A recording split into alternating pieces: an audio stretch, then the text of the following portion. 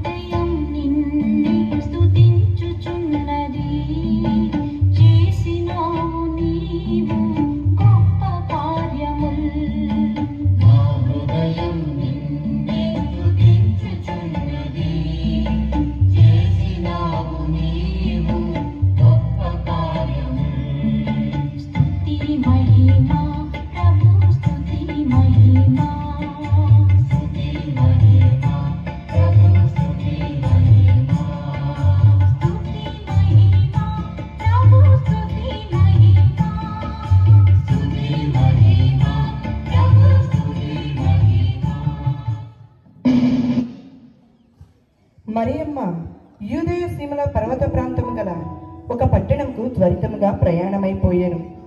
ఆమె జకరియా ఇంటిలోనికి ప్రవేశించి ఎలిజబెత్తమ్మకు వందన వచనములు పలికెను. స్త్రీలందరిలో నీవు ధన్యురాలవు.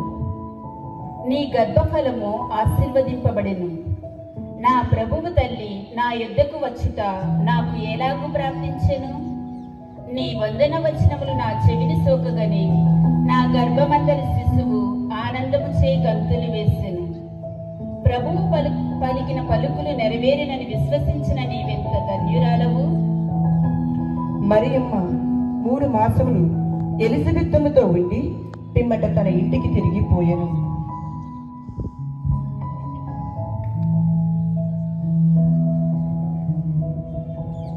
ఏమిటి, నేను విన్నది నిజమేనా?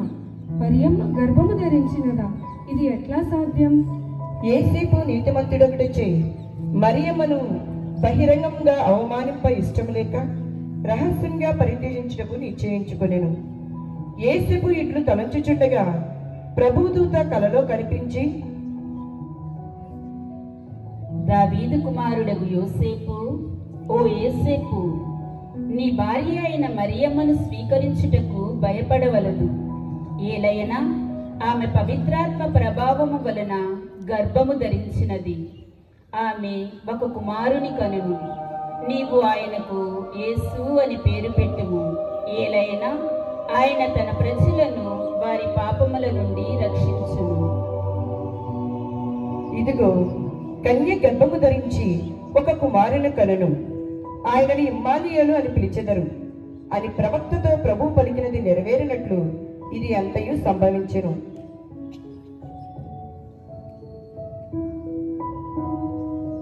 నేను మరియను అపార్థం చేసుకున్నాను. దూత చెప్పినట్లు నేను మరియను స్వీకరిస్తాను.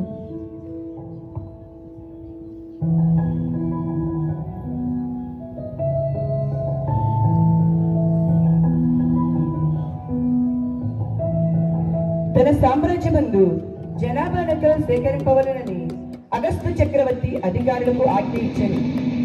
ఇందు మూలంగా యావత్ ప్రజలకు తెలియజేయనిదేమనగా, తన సామ్రాజ్యంలో జనాభా లెక్కలు సేకరింపవలనని అగస్తు చక్రవర్తి అధికారులకు ఆజ్ఞ ఇచ్చాను. కావున మీరు తమ తమ పట్టణంలో పేర్లు నమోదు చేయించుకోవాల్సిందిగా అధికారుల ఆజ్ఞ. యేసేపు దావీదు వంశస్థుడైన గలిలయ సీమలోని నజరీతు నుండి యూదయ సీమలో ఉన్న దావీదు నగరముకు బెత్లెహేమునకు జనాభా లెక్కలలో తమ పేర్లు చేర్పించుకొనుటకై తనకు ప్రదానం చేయబడినట్టు గర్భవతి అయిన మరియమ్మను కూడా వెంట పెట్టుకుని వెళ్ళాను. వారచ్చట ఉన్నప్పుడు మరియమ్మకు ప్రసవ కాలం సమీపించెను.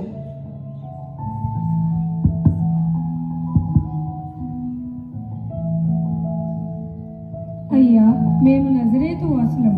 జనాభా లెక్కలలో పేర్లు నమోదు చేయించుకొనుటకు ఈ నగరమునకు వచ్చినాము.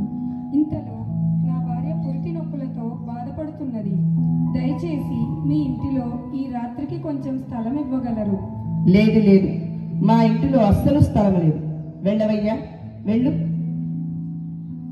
కొంచెం ఓపిక వహించు. అదిగో ఆ ఇంటి వాళ్ళను అడుగుదాం.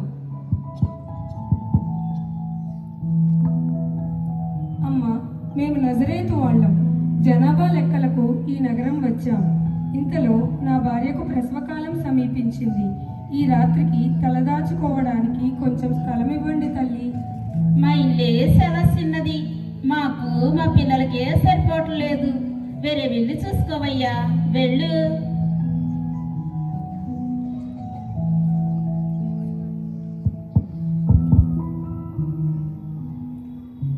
అమ్మా, మేము నజరేతు వాసులం. జనాభా లెక్కలకు ఈ నగరం వచ్చాం. ఇంతలో నా భార్య పురిటి నొప్పులతో చాలా బాధపడుతున్నది. దయచేసి ఈ ఒక రాత్రికి కొంచెం స్థలం ఇవ్వండి తల్లి. అయ్యో, మా ఇంటిలో బంధువులు ఉన్నారు. ఇంటిలో ఏమాత్రం స్థలం లేదు. మీకు ఇబ్బంది అనుకోకపోతే ఆ పశువుల శాల మాత్రం ఖాళీగా ఉంది. మీరు ఉండవచ్చు. చాలు తల్లి, మాకు ఆ పశువుల పాక చాలు. ఈ రాత్రి తలదాచుకోవడానికి మీకు మేము చాలా కృతజ్ఞులము. మరియమ్మ తన తొలిచూలు కుమారుని కని పొత్తిగుడ్డలో చుట్టి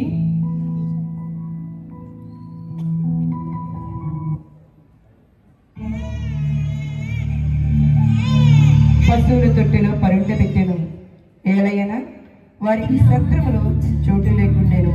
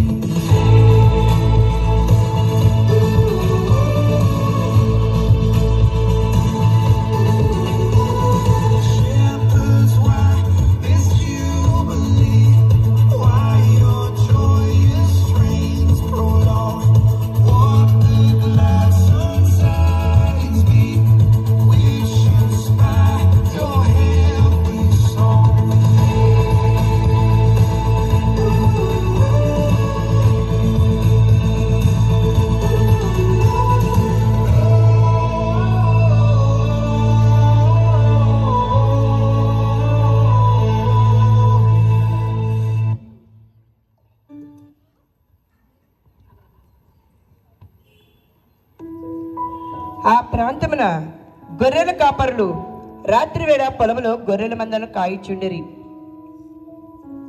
హే తుర్ ష ష ష తుర్ తుర్ తుర్ తుర్. అరే అటు ఇటు నెట్టుకోకుండా వీటిని తీసుకెళ్లి గొట్టంలో కట్టు. హే తుర్ ష తుర్ తుర్. అరే చిన్న రాత్రి అయిందిగా, చలి పడుతుందిరా. మామా ఈ రగ్గు కప్పుకో. మామా నేను వెళ్ళి చలిమంటే వేస్తాను, జర కప్పుకోవే.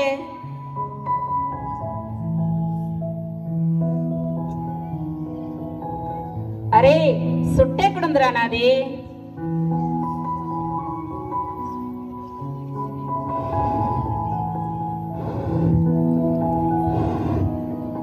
మామా ఏంటో తెల్లగా కానొస్తుందే నాకు. మామయ్య భయమేస్తుందిరా. అరే పిరికి పందా ఊరుకోరా, ప్రతిదీ చూసి భయపడతావు. మామా నిజమే, ఏదో తెల్లగా కానొస్తుంది. అవును రోయ్, ఏందో తెల్లగా వస్తుంది ఇటే. మీరు భయపడవలదు. సమస్త ప్రజలకు పరమానందము కలిగించు శుభ సమాచారమును మీకు వినిపించెదను. నేడు దావీదు నగరమున మీకు ఒక రక్షకుడు పుట్టెను. ఆయన క్రీస్తు ప్రభువు. శిశువు పొత్తిగుడ్డలలో చుట్టబడి పశువుల తొట్టెలో పరుండబెట్టబడి ఉండుట మీరు చూచెదరు. ఇదే మీకు ఆనవాలు. అరే రక్షకుడు పుట్టాడంట్రా, చూసొద్దాం రండి. రండ్రా బేగ పోదాం.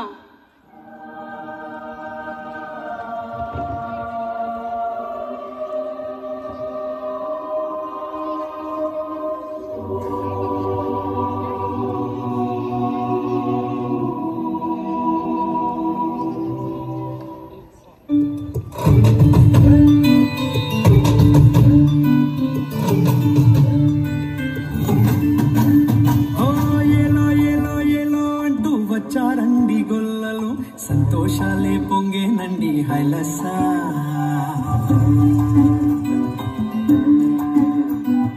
ఏలో ఏలో ఏలో అంటూ వచ్చారండి గొల్లలు, సంతోషాలే పొంగేనండి హైలసా. దారే చూపే దేవుడొచ్చే ఉల్లాసంగా ఊరు వాడే సంగీతాలే పాడాలండి హైలసా.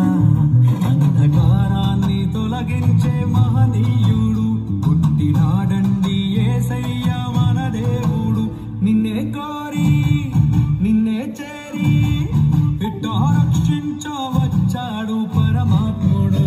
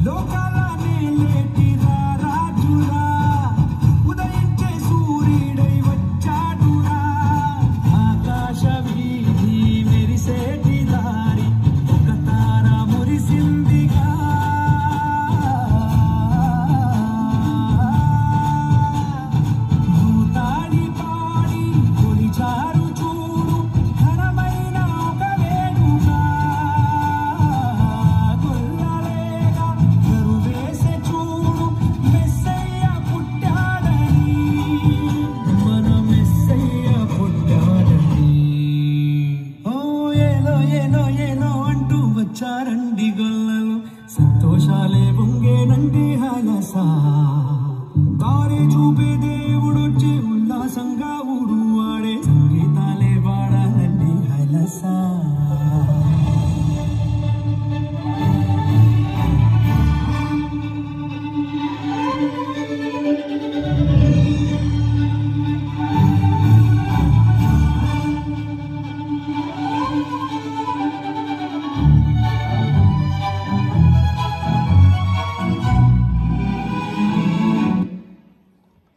హేరోదు రాజు పరిపాలన కాలమున యూదయ సీమయందలి బెత్లెహేమునందు యేసు జన్మించెను.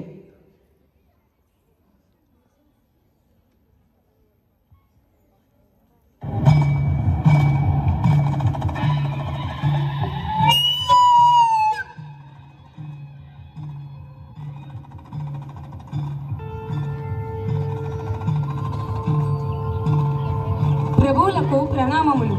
తూర్పు దేశం నుండి రాజులు వచ్చినారు. మీ అనుమతి కోసం వేచి ఉన్నారు. ప్రవేశపెట్టుడు. చిత్తము ప్రభు.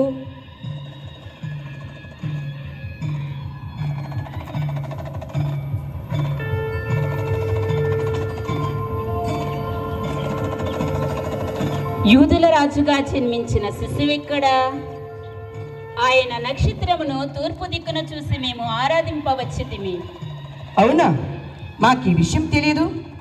మీరు మా రాజమందిరంలో విశ్రాంతి తీసుకోండి. నేను సమాచారం సేకరించి మీకు తెలియజేస్తాను. వీరికి మన మందిరంలో బస ఏర్పాటు చేయండి. చిత్తం ప్రభు.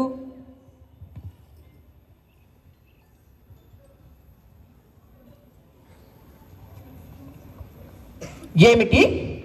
ఈ యూదయ సీమకు నేను కాక మరొక్క రాజా? అసంభవం! ఎవరక్కడ? చిత్తం ప్రభు. ప్రధాన అర్చకులను, ధర్మశాస్త్ర బోధకులను సమావేశపరచుడు.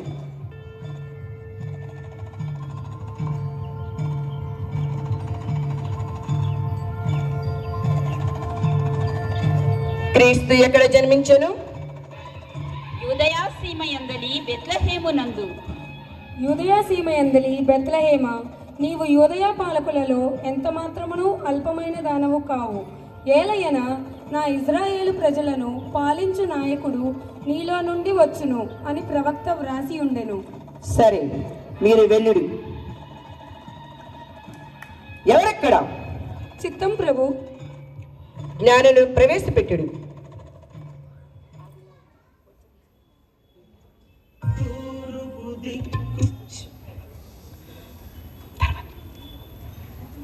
అంతటా హేరోదు ఆ జ్ఞానులను రహస్యంగా పిలిపించి నక్షత్రం కనిపించిన సమయమును వారి నుండి జాగ్రత్తగా తెలుసుకొనెను. పిమ్మట అతడు వారిని బెత్లెహేముకు పంపుచు, మీరు వెళ్ళి జాగ్రత్తగా ఆ శిశువు జాడను కనుగొని నాకు తెలియచేయడు. నేనును వెళ్ళి అతన్ని ఆరాధింతును.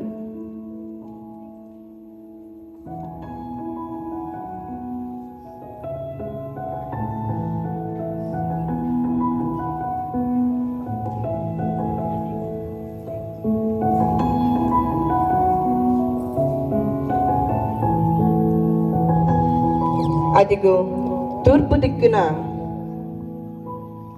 వారిని ముందు నడిచిన నక్షత్రము మరలా కనిపించి వారికి మార్గదర్శిని అయి ఆ శిశువు ఉన్న స్థలము పైకి వచ్చి వాలెను.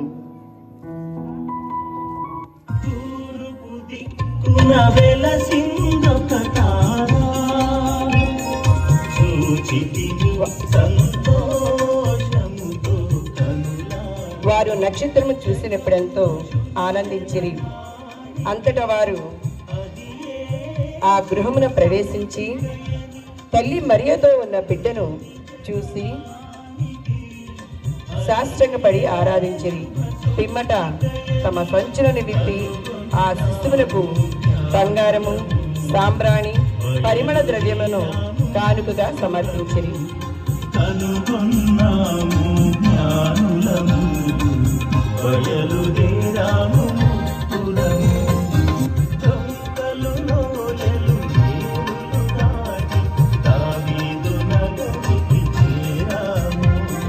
విశ్వపాలకుడు బాలదే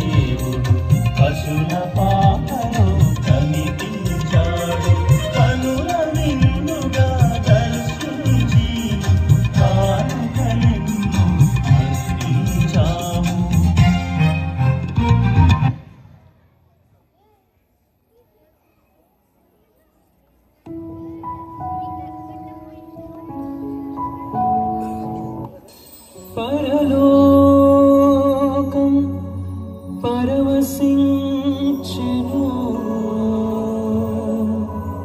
భూలోకం సంతసించెను